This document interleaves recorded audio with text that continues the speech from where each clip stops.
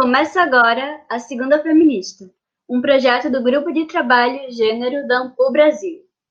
Olá a todas as pessoas que nos acompanham. Sejam muito bem-vindas ao nosso canal de História Online. Eu sou Cláudia Maia, historiadora e professora da Universidade Estadual de Montes Claros. E eu sou Andréa Bandeira, historiadora e professora da Universidade de Pernambuco. Juntas, coordenamos este podcast que pretende divulgar pesquisas e ampliar o alcance das narrativas sobre mulheres, gêneros e feminismos.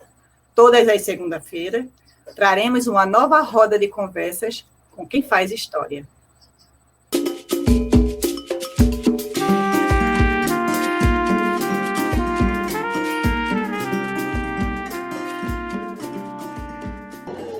O alvorecer do século XX foi acompanhado de muito otimismo, da crença no progresso científico e tecnológico. A vida urbana ganhava intensidade, velocidade, novos espaços de sociabilidade e algumas mulheres já podiam ser vistas nos cafés, nos cinemas, nas boutiques de moda, nos bancos escolares e nos escritórios de grandes firmas. A República Brasileira recém-implantada trazia a promessa de democracia e a consequente ampliação da cidadania. Entretanto, a primeira Constituição republicana restringiu ainda mais a cidadania plena ao limitar o direito ao voto a apenas 1% da população, composta por homens alfabetizados maiores de 21 anos. As mulheres, mesmo maiores e escolarizadas, foram excluídas não apenas do direito ao voto, mas também de ocupar cargos públicos. Mas elas não ficaram caladas e obedientes. Embora, como já falamos aqui, a luta das mulheres por igualdade de direitos é muito anterior ao século XX, foi nos tumultuados anos de 1920 que o Brasil viu se formar e crescer uma gigantesca onda das lutas feministas.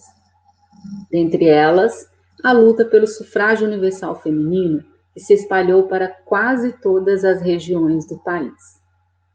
No podcast de hoje, vamos conversar sobre esse importante momento da história do movimento feminista na cidade do Recife. Por isso, nossa convidada não podia ser outra a não ser a professora e historiadora da Universidade Federal Rural de Pernambuco, Alcileide Cabral. Olá, Alcileide. Obrigada por ter aceitado o nosso convite para conversar conosco hoje. Fale um pouquinho mais sobre você e sobre sua trajetória acadêmica para quem nos acompanha. Boa tarde a todas. Muito grata pelo convite. É sempre uma oportunidade a gente poder conversar, né, divulgar um pouco mais as pesquisas que a gente faz na universidade. Então, eu passei 10 anos estudando a história da infância, o abandono de crianças no Recife, e aí essa pesquisa ela começou a trazer diversas mulheres, as mulheres que eram obrigadas a abandonar suas crianças, as amas de leite, a questão da honra, que era uma coisa séria e gravíssima para a condição da mulher. E com o tempo, essa pesquisa, ela então terminou me levando, foram 10 anos de pesquisa, né? A situação também das meninas e dos meninos expostos, enjeitados ou abandonados, eram termos usados na época. E aí eu comecei a tentar para a história das mulheres em Pernambuco, até identificar que, sobre o movimento feminista que era produzido pela historiografia, né, do Rio, São Paulo, sobretudo, não havia nenhuma menção às mulheres feministas em Pernambuco. Então, a ausência das mulheres, a ausência de um conhecimento sobre a mobilização e a luta das mulheres foi o início, o pontapé inicial da pesquisa, porque isso me incomodou bastante. Como é que existiam várias mulheres no território nacional que lutaram pelo direito ao voto, pelos direitos políticos, e em Pernambuco não. Então, a partir daí, eu me lancei numa pesquisa, né, em 2009, 2010, com pós-doutorado, e aí a gente tem 10 anos de construção de uma historiografia sobre as lutas feministas em Pernambuco. Alcileide, Na sua pesquisa sobre o movimento feminista no Recife, você inicia dizendo que as feministas pegaram o moderno bonde e fizeram os percursos do desejo. Conte para a gente o que te impulsionou para essa temática e quantas estações tem essa história. São muitas estações, né? Que bom que a gente já tem mais de 100 anos de movimento feminista no Brasil e no mundo. Né? Então, se há um movimento vitorioso que vem do século XX, é o movimento feminista. As feministas, elas começam a se declarar e a se autonomear assim no final do século, segunda metade do século XIX, e aí eu estou falando por volta de 1870, mais ou menos, quando as mulheres começam a estranhar, né, que desigualdade era essa tão grande que ela tinha com os homens. Porque aí a gente já tem algumas mulheres que começam a se formar, né, nas academias de direito, na academia de medicina, a exercer algumas profissões importantes naquele período, e essas mulheres não tinham vez, nem voto, e nem direito ao espaço público político. Então, a gente está falando de que mulheres, né? Então, a gente está falando de mulheres abastadas, mulheres de famílias ricas, mulheres de uma classe média naquele momento. A gente tem que lembrar que o Brasil e no mundo você tem a Revolução Industrial, você tem o crescimento das cidades, e você tem, portanto, uma parcela dessas mulheres das camadas médias que também não tinham lugar. Mas a gente precisa lembrar, e sobretudo no caso do Brasil, que as mulheres índias, pretas, pardas, mulheres mestiças e brancas pobres também, né? Elas estavam nas ruas desde o início da colonização. Basta a gente ver as pinturas de época, né? Todas as informações que a gente tem das fontes históricas, como a gente tem mulheres nas ruas vendendo e trabalhando, e como a gente tem também as pretas e as negras nas casas das mulheres ricas trabalhando. Ao mesmo tempo, nesse momento, a gente sabe que está falando de um grupo de mulheres, né, intelectuais, formadas, com posses, e são essas mulheres que começam a questionar, né, essa diferença com os homens e dizer, bem, intelectualmente nós não estamos abaixo dos homens, nós não temos diferenças absurdas entre os homens para não ter o direito à arena política, a participar das decisões políticas no país, portanto, nós também somos cidadãs. Então, a luta inicial das mulheres era o direito à cidadania, o direito ao acesso político, ao debate político, porque, como uma delas vai dizer, até o preço do pão passa pela política. Então, isso é muito importante, isso nos pertence, mas é fruto de muita luta, né? Mais de 100 anos de luta. Alcileide, conta pra gente, então, o que desejava essas feministas do Recife do final dos anos de 1920? Quais eram os principais obstáculos que elas encontraram para a realização desses desejos? Bem, a principal questão, Cláudia, que as mulheres não foram consideradas cidadãs na nossa primeira Constituição republicana, né? Democrática, entre aspas. E aí a gente já vem aprendendo, e sobretudo as mulheres, ao longo da história, que a democracia a gente tem que lutar por ela, e tem que lutar do ponto de vista da inclusão.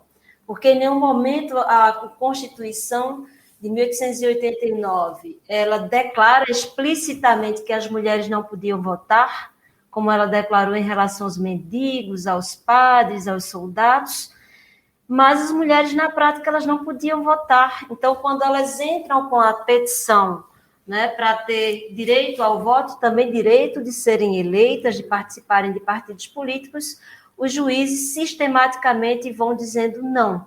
Então, assim, primeiro a seara interditada às mulheres o campo da política partidária. Mas as mulheres também elas não poderiam fazer concurso público, elas não eram aceitas. Uma das feministas que a gente tem, a Berta Lutz, né, uma feminista muito importante, carioca, vem de uma família muito importante, paulista, na verdade. Ela teve que entrar na justiça para conseguir efetivamente ingressar no serviço público. Né? E ela foi a primeira, tirou em primeiro lugar no concurso, mas ainda assim ela teve que ingressar na justiça para garantir a entrada. Mas as mulheres não poderiam, por exemplo, trocar de trabalho ou trabalhar sem autorização do marido. As mulheres não poderiam fazer mudanças sem autorização do marido. Quando elas casavam, elas perdiam o nome, né? Elas eram obrigadas a adotar o nome do marido. Se elas eram estrangeiras, e nesse momento no Brasil a gente tem que lembrar da imigração, a gente tem muitas imigrantes no Rio e São Paulo, as mulheres elas perdiam a sua nacionalidade, mas elas também não conquistavam a nacionalidade brasileira. Então, a situação da mulher, as mulheres também ganhavam de forma muito desigual com os homens. Então, as mulheres trabalhavam, tinham uma carga de trabalho imensa, porque a gente sabe também que o lar, né, o trabalho doméstico, era obrigação das mulheres, e quando elas trabalhavam nas fábricas, elas ganhavam em torno de 50% do que os homens ganhavam. Então, é muita desigualdade no campo do trabalho, no campo da política, no campo civil. As mulheres estavam num patamar de profunda desigualdade com os homens nesse momento. E isso vai, cada vez que as mulheres ingressam nas universidades, nas escolas, se tornam professoras, também, a gente tem um crescente número de mulheres tornando-se professoras nesse momento. Quer dizer, o saber abre portas, e abre portas para questionar, né, e desnaturalizar essas diferenças. Dizer, não, nós somos cidadãs e nós temos direito. Então, as mulheres começam a brigar para ter direito, a lutar pelos seus direitos como cidadãs, como mulheres, como pessoas que merecem respeito, né? Então, elas exigem do Estado brasileiro republicano, oligárquico, extremamente machista, respeito e direitos naquele momento, né? Alcileide, ao estudar os movimentos feministas no Recife, você pesquisou sobre o voto feminino e nos apresenta as ideias de mulheres, tais como Ana Amélia de Mendonça, Raquel Prado e Esther do Rego Barros. Quem são elas? Como se desenrolou esse debate aqui no Recife? Pode-se afirmar que a luta das mulheres pelo voto se assemelham ou se assemelharam no Nordeste e no Brasil? Interessante tua pergunta, Andréia, porque foi o caminhar dessa pesquisa, né, o levantamento da documentação em Pernambuco, que nos demonstrou, porque eu estava com a equipe de alunas, né, trabalhando comigo, a importância que teve, por exemplo, o Rio Grande do Norte, em 1927, quando as mulheres votaram pela primeira vez. Elas não só votaram, como a gente tem a primeira prefeita da América do Sul lá, e as primeiras vereadoras do Brasil também lá. Então, a partir desse momento em que as mulheres votam e são eleitas no Rio Grande do Norte, o Diário de Pernambuco resolve fazer uma enquete no Recife com algumas mulheres, né, sobre a importância do voto, qual o significado que ia ter o voto para as mulheres, afinal de contas. E aí o Diário entrevista 3 mulheres da intelectualidade pernambucana, que é Ana Amélia Mendonça, poetisa, Raquel Prado, escritora, e lembrando que Raquel Prado também vem da família Prado, de São Paulo, né? Então, o jornal faz uma enquete com a intelectualidade feminina nesse momento. E Dona Esther de Rego Barros, que naquele momento era a esposa do presidente da Câmara, Rego Barros. Então, é muito interessante esse debate, porque o jornal está perguntando, afinal, e aí? Qual vai ser o impacto do voto, né, para as mulheres, efetivamente? E algumas mulheres, como Ana Amélia e Raquel Prado, elas vão dizer, sim, o Brasil não pode ficar atrás das nações desenvolvidas, porque nos Estados Unidos as mulheres estavam votando, em alguns países europeus votando, em alguns países europeus votando, e o Brasil não vai querer continuar sendo um país incivilizado ao não reconhecer a cidadania das mulheres. E é importante, e elas diziam, se nós pagamos impostos, por que nós não podemos votar?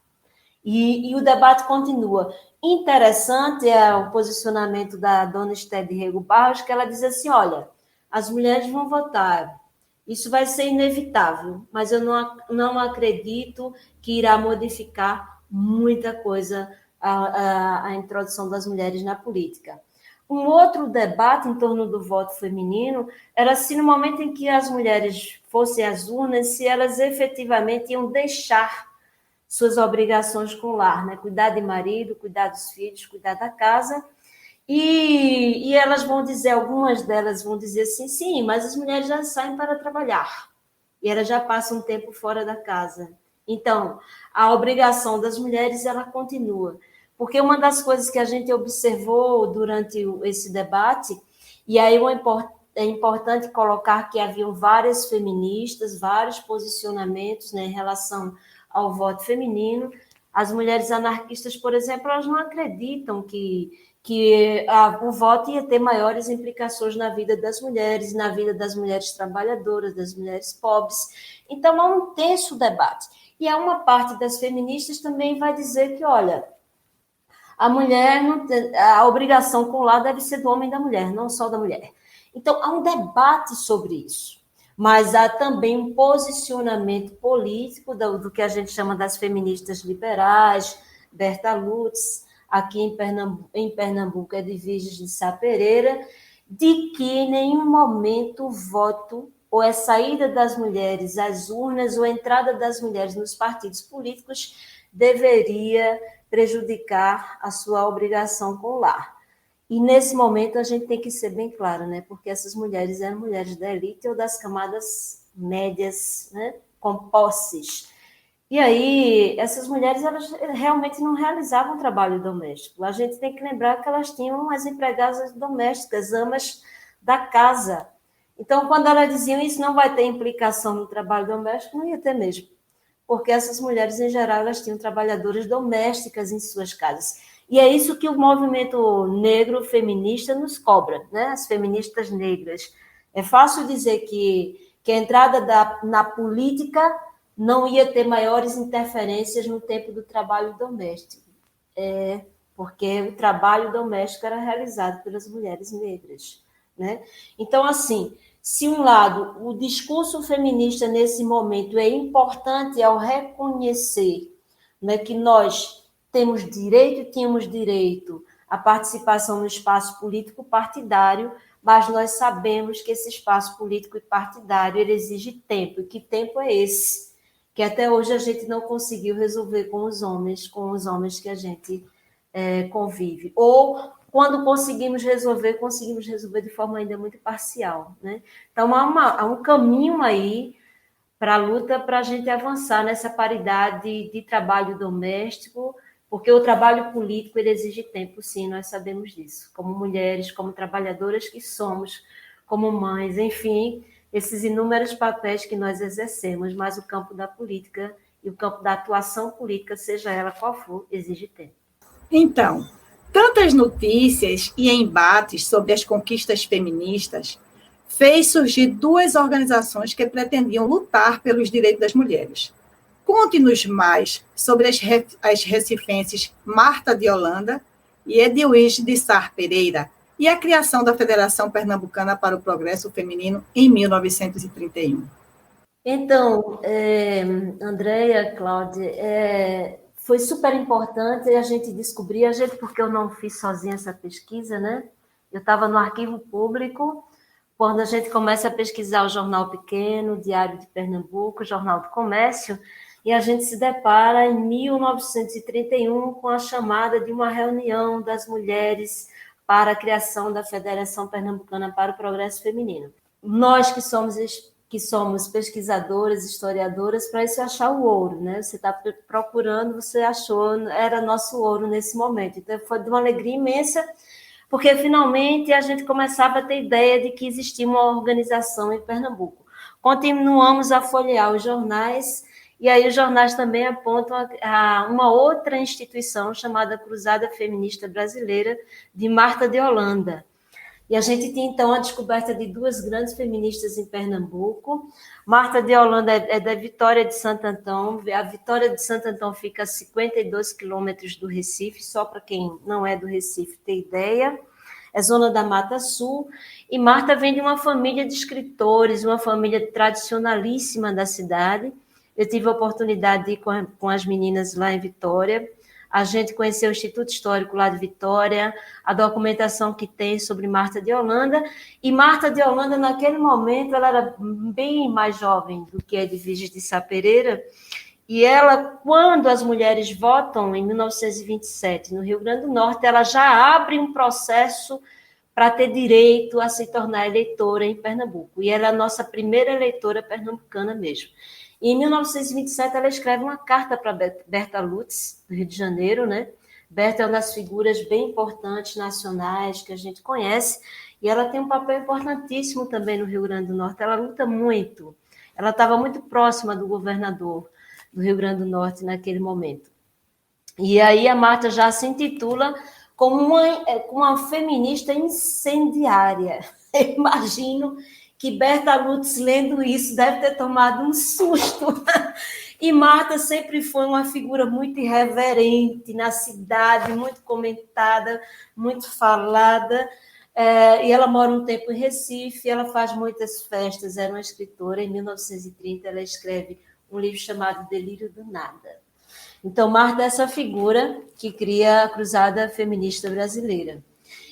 E Edviges de Sá Pereira, mais velha, quase 20 anos que Marta, uma professora renomada na cidade de Recife, já tinha, inclusive, feito trabalhos de assessoria, consultoria para um dos governadores de Pernambuco, e a Berta Lutz entra em contato com Edviges de Sá, perguntando se ela não queria participar, então, da abertura de uma instituição, uma afiliada da Federação Brasileira. Pelas cartas que eu encontrei no Rio de Janeiro, no Arquivo Nacional, fica muito claro que a Berta Lutz termina se aproximando mais da Edviges de Sá Pereira.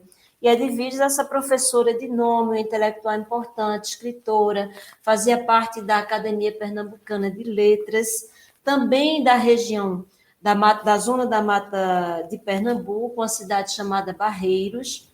Edviges vem de uma família de juristas, o irmão dela até chegou a ser presidente da Associação dos Advogados no Brasil. Então, Edviges é essa figura importantíssima também no cenário intelectual pernambucano. E é ela que vai começar a se aproximar de todo o debate feminista no momento e efetivamente abrir a Federação Pernambucana para o Progresso Feminino, filiada à Federação Nacional. Portanto, o feminismo em Pernambuco ele nasce cindido mesmo, já nasce dividido entre duas lideranças importantes, a Marta de Holanda e a Edviges de Sá Pereira, e as duas lutando pela mesma causa, né, que é a cidadania política para as mulheres. Gostaria só de acrescentar uma diferença entre elas, que eu acho bem importante, que a Marta de Holanda era declaradamente a favor do divórcio. E o divórcio é hoje, como é para nós, a questão como o aborto, extremamente delicada, né? E com posicionamentos bem diferenciados. E a Marta de Holanda ela se declara publicamente favorável ao divórcio, dizendo que nenhuma mulher deveria continuar escrava, infeliz, junto a um homem, a um casamento onde ela não era mais respeitada nem amada. E a Edviges de Sá sabia que isso era um posicionamento bastante polêmico com a Igreja Católica, né? E ela se diz contrária ao divórcio.